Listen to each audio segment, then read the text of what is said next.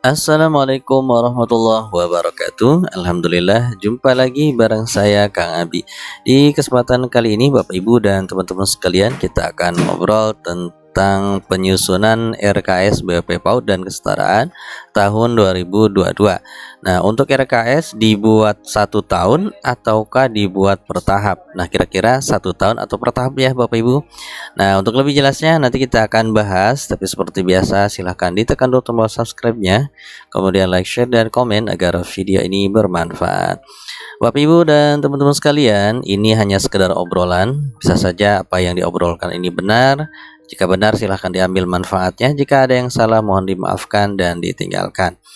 Bapak Ibu dan teman-teman sekalian, untuk RKS BOP PAUD dan Kesetaraan di tahun 2022 ini dibuat 1 tahun anggaran ataupun 1 tahun proses penganggaran ya.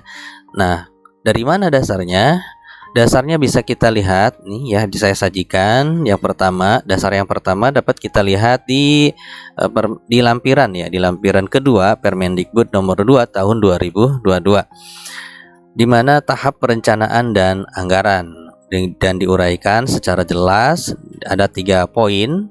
Yang pertama, RKS disusun sebelum satuan pendidikan menggunakan dana BOP. Jadi sebelum Bapak Ibu menggunakan dana BOP, silakan susun terlebih dahulu RKS-nya. Karena RKS inilah yang menjadi panduan dasar Bapak Ibu untuk membeli, nanti mau beli apa, berapa banyak, dan seperti apa. Kemudian yang kedua, RKS disusun untuk 1 tahun. Ya, Bapak Ibu di sini di poin kedua, RKS disusun untuk 1 tahun. Dan penggunaan dana BOP PAUD harus sesuai dengan kebutuhan untuk 1 tahun. Jadi Bapak Ibu nanti 1 tahun dibuat RKS-nya berdasarkan kebutuhan 1 tahun tersebut. Kemudian RKS diinput ke dalam aplikasi yang disediakan Kemendikbudristek. Nah, di sini nanti ada aplikasi yang khusus untuk menginput RKS. Dan di tahun 2022 ini seperti yang sudah disampaikan pada buku panduan ya, buku saku panduan BOP dan BOS, untuk tahun ini 2022 kita masih menggunakan aplikasi bop.kemdikbud.go.id. Sedangkan di tahun 2023 nanti kita menggunakan aplikasi Arkas. Ya, seperti itu ya Bapak Ibu. Nah, kemudian satuan pendidik menggunakan dana BOP sesuai dengan Arkas, karena RKS ya, bukan RKS. Kemudian siap penggunaan dana diinput ke dalam aplikasi disediakan oleh Kemendikbudristek. Jadi setiap Bapak Ibu menggunakan dana, silakan diinput ke aplikasi yang disediakan Kemendikbudristek. Dan untuk penginputannya ke dalam aplikasi bisa dilakukan setiap waktu. Untuk bentuk dokumen laporan dan pertanggungjawaban tercantum dalam aplikasi laporan dan pertanggungjawaban, diverifikasi, divalidasi, dan disampaikan pada aplikasi. Nah, mudah-mudahan ini segera muncul ya menu-menu pelaporan dan lain sebagainya di BOP online. Ini dasar yang pertama. Kenapa kita membuat 1 tahun? Jadi Bapak Ibu, pembuatan RKS adalah mengacu pada lampiran yang kedua Permendikbud nomor 2 tahun 2022, yaitu disusun 1 tahun. Ini dasar yang pertama. Kemudian dasar yang kedua kita bisa temukan di buku saku ya, buku saku pedoman BOP dan BOS di poin yang ke-20. Nah, di sini ada tanya jawab, apakah satuan pendidikan penerima dana BOP PAUD dan BOP Kesetaraan harus membuat rencana kegiatan dan anggaran sekolah atau RKS? Nah, dijawab oleh adminnya, ya, dalam merencanakan pembelajarannya selama 1 tahun anggaran. Jadi Bapak Ibu membuat RKS-nya 1 tahun anggaran. Kemudian satuan pendidikan BOP PAUD dan BOP Kesetaraan wajib membuat RKS sesuai dengan format yang berlaku. Nah, untuk formatnya di lampiran Juknis itu tidak disampaikan juga ya, kita tidak temukan di buku ini juga tidak. Jadi Bapak Ibu silahkan untuk forward, barangkali bisa menghubungi admin dinas masing-masing ya.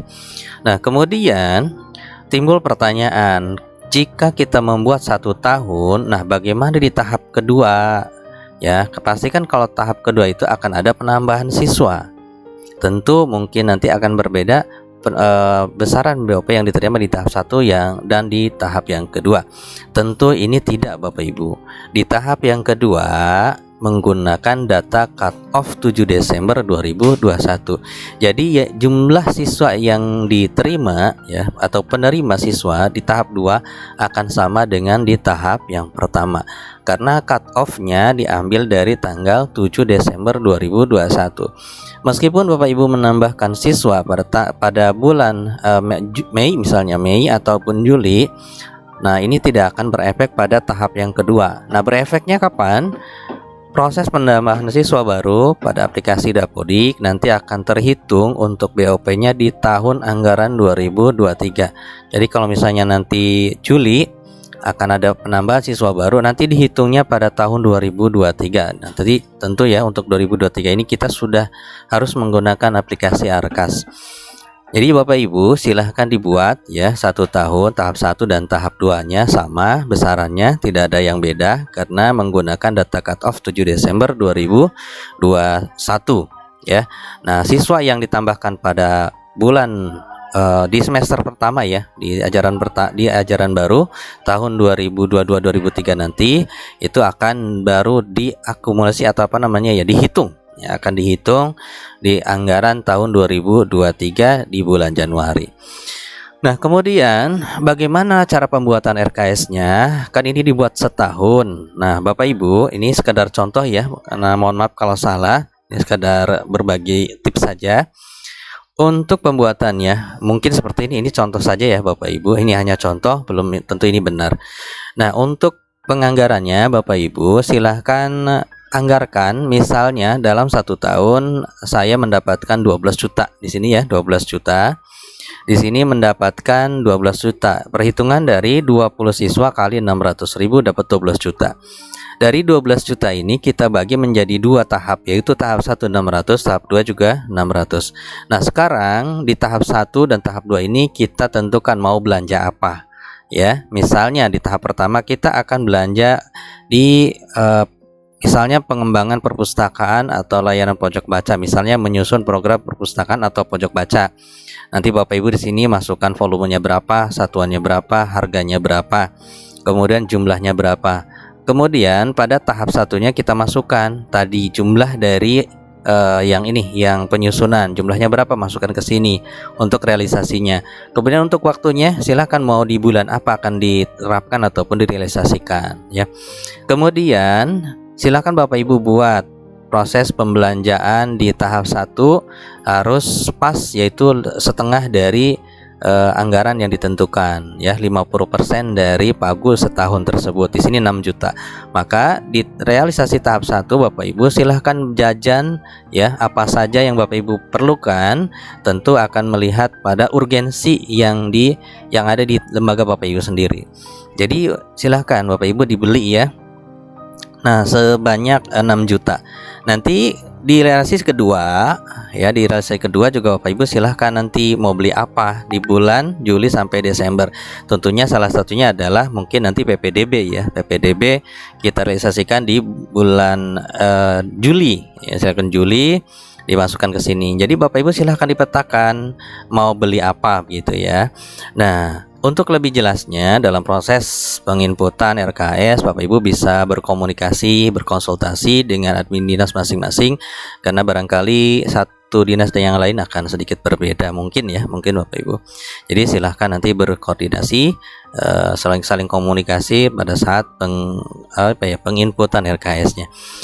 Nah, demikianlah Bapak Ibu yang bisa dibagikan. Jadi disimpulkan untuk proses penginputan RKS itu menggunakan sistem 1 tahun anggaran. Jadi buatlah RKS dalam 1 tahun. Demikianlah yang bisa dibagikan, dan mudah-mudahan ini juga menjawab sekaligus pada pertanyaan terkait apakah setahun ataukah per semester untuk penginputan RKS-nya. Terima kasih Bapak Ibu. Assalamualaikum warahmatullahi wabarakatuh.